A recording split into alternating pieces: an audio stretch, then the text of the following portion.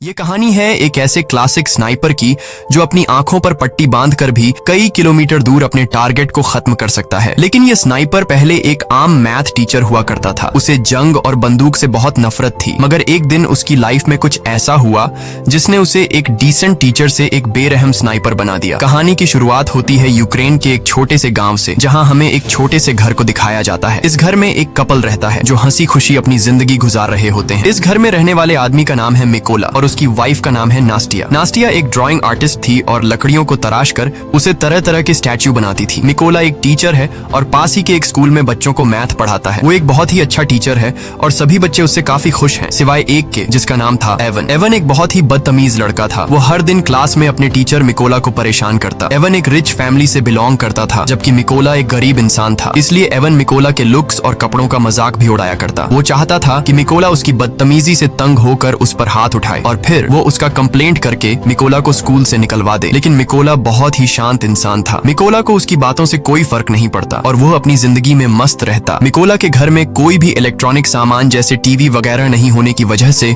उसे दुनिया की खबर नहीं मिल पाती थी। एक दिन जब मिकोला अपने स्कूल में था, तब उसने टीवी पर एक खबर सुनी कि रशिया ने यूक्रेन पर हमला कर दिया है, जिसमें बहुत से सोल्जर्स मारे गए हैं और रशिया ने यूक्रेन की बहुत सी जगहों पर कब्जा कर लिया है। शाम को जब मिकोला अपने घर आया तो उसे यह बात पता लगी कि उसकी वाइफ प्रेग्नेंट है। ये जानकर उसे बहुत खुशी हुई क्योंकि अब मिकोला फादर बनने वाला था। इन दोनों ने मिलकर इस खुशी को सेलिब्रेट किया। अगले दिन मिकोला अपनी वाइफ को बाय बोलकर स्कूल की तरफ बच्चों को पढ़ाने के लिए अपनी साइकिल पर निकल पड़ा। लेकिन जब वो रास्ते में था तब उसने दो सोल्जर्स को देखा जो सिगरेट जलाकर एक अलग सी वर्दी पहनकर खड़े थे। वो वर्दी किसी यूक्रेनियन सोल्जर्स की बिल्कुल भी नहीं थी, जिससे देखकर उसे कुछ अजीब लगा। लेकिन मिकोला ने सोचा कि शायद सरकार ने सोल्जर्स की वर्दी को चेंज कर दी हो, इसीलिए मिकोला ने उस पर ज्यादा ध्यान नहीं दिया और जल्दी से अपने स्कूल पहुंचा। लेकिन जब वो स्कूल के अंदर आया तो उसने देखा कि पूरा का पूरा स्कूल खाली पड़ा है। कोई एक बच्चा भी स्कूल में नहीं आया। ये देखकर उसे गड़बड़ महसूस हुई। तभी उसने टीवी पर न्यूज देखा जिसमें बताया जा रहा था कि रशिया के सोल्जर्स यूक्रेन पर कब्जा करने के लिए यूक्रेन में घुस चुके हैं। और अब उसे एहसास हुआ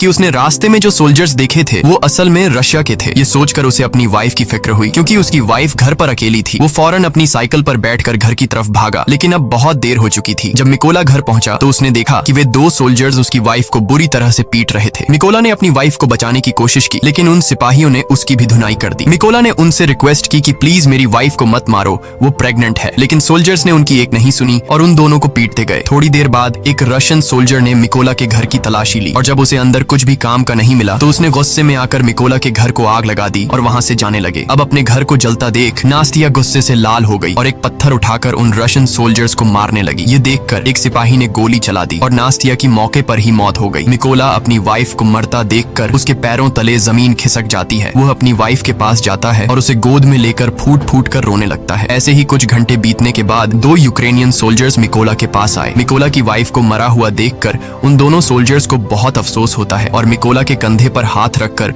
उसे हिम्मत न हारने को कहते हैं। उसके बाद उन दो सोल्जर्स ने मिकोला की वाइफ के लिए कब्र खोदना शुरू किया और एक कब्र खोदकर मिकोला से कहते हैं कि तुम यहाँ पर अपनी वाइफ को दफना दो। अपनी वाइफ की मौत के बाद मिकोला पूरी तरह से टूट चुका था। अब वो बिल्कुल अकेला रह चुका था। उन रशियन सोल्जर्स ने न सिर्फ उसकी वाइफ को मार डाला बल्कि मिकोला के आने वाले बच्चे और उसके घर को भी जला दिया। इसलिए अब वो बदले की आग में जल रहा था और उसे हर हाल में उस रशियन सोल्जर को मारना था जिसने उसकी बीवी पर गोली चलाई थी। उस सोल्जर से बदला लेने का एक ही रास्ता था कि वह यूक्रेनियन सोल्जर्स में शामिल हो जाए। इसीलिए वह यहीं पर उन दो सोल्जर से रिक्वेस्ट करता है कि प्लीज मुझे भी अपने साथ ले चलो, मैं भी यूक्रेन आर्मी में शामिल होना चाहता हूँ। इसके बाद वे दोनों सोल्जर्स मिकोला की बात मान लेते हैं और उसे गाड़ी में बैठाकर मिलिट्री बेस ले जाते हैं। जाने से पहले मिकोला अपनी वाइफ के हाथों का बनाया हुआ छोटे से स्टैच्यू को अपने पास रख लेता है जो उसकी वाइफ ने इसकी रक्षा के लिए बनाया था। जब ये लोग मिलिट्री बेस पहुंचते हैं तो वहां उनका सीनियर मिकोला को देखकर उन दो सोल्जर्स पर गुस्सा करने लगता है और मिकोला को फौज में भर्ती करने से मना कर देता है, क्योंकि उनके सीनियर को मिकोला पर शक होने लगता है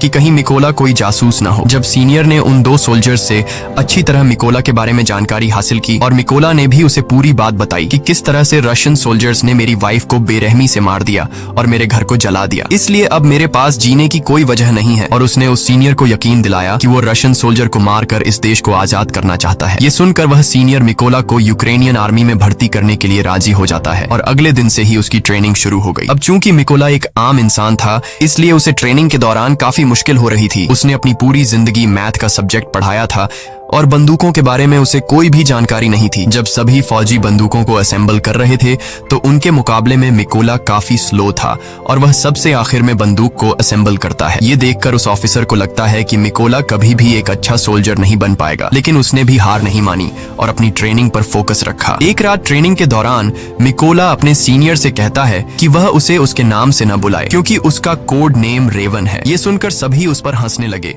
और सीनियर ने उसे बताया कि कोड नेम इतनी आसानी से नहीं